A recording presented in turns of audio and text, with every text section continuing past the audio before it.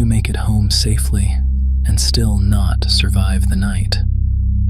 On October 17th, 2015, surveillance cameras inside an apartment complex in downtown Orlando captured a young woman returning home.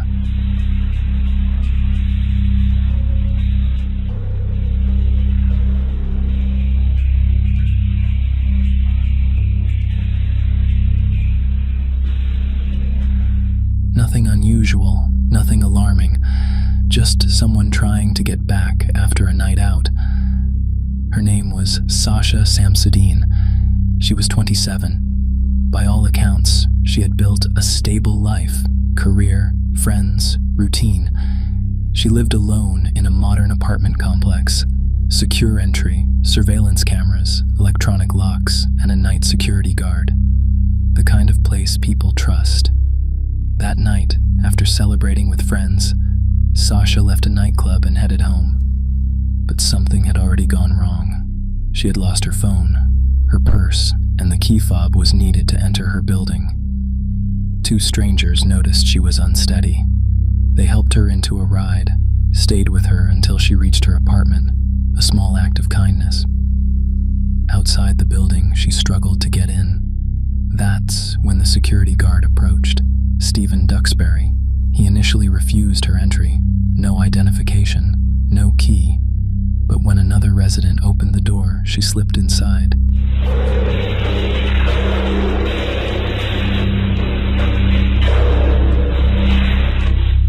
Cameras captured her moving through the building, disoriented, trying to find her way. At times, she appeared to avoid the guard. Eventually, the footage showed him helping her reach her apartment. After that, she was never seen alive again. The next day, concern turned into panic.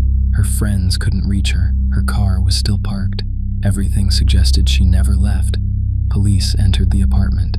At first, nothing seemed out of place until they reached the bedroom. Her body was on the bed, wrapped in a comforter. She had been assaulted, beaten, strangled. The room smelled of bleach.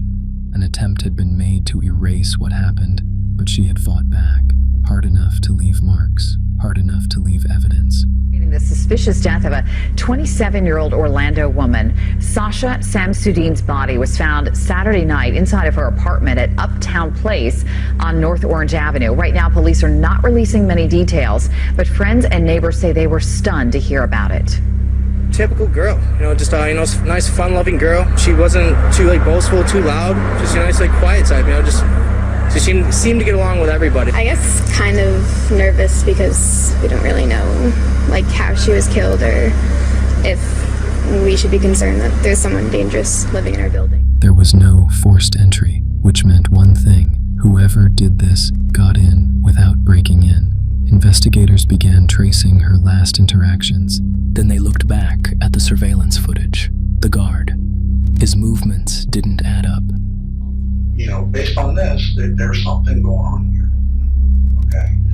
And so maybe she somehow talked you into coming in. Well, the chart's saying that you did. This is huge.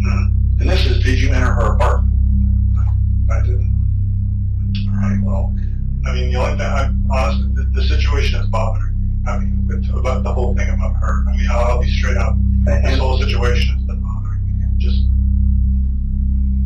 thinking about what may have happened is well, without even being a polygraph examiner, you were able to show me each question you had issue with.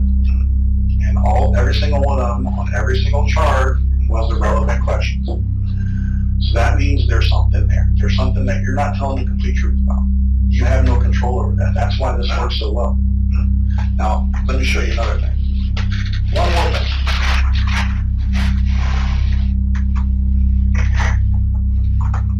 What's that say? Significant reactions.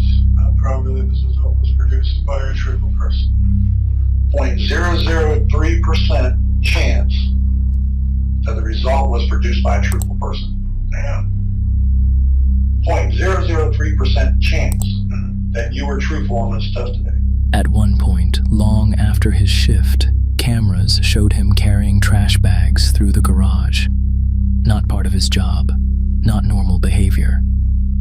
Inside his apartment, they found shoes matching the prints from the scene, scratch marks on his body, fingerprints inside her home, and the DNA that led directly to him. Phone records showed something else. Before the attack, he had searched for ways to bypass digital door locks. The same type was installed in her apartment. Investigators believe he returned later that night, entered while she was asleep, and carried out the attack. Afterward, he tried to clean it, remove evidence, disappear back into routine. But the details didn't disappear.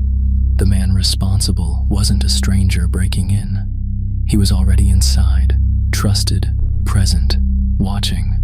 In 2017, Stephen Duxbury was found guilty and sentenced to life in prison. But the question doesn't end there, because this wasn't a random encounter. It was proximity, access, opportunity, a role meant to protect, turned into control. So when safety becomes an illusion, when trust is misplaced, when the danger is already inside the system, do we blame the individual? Do we blame negligence? Do we blame the system? Or do we give evil a name?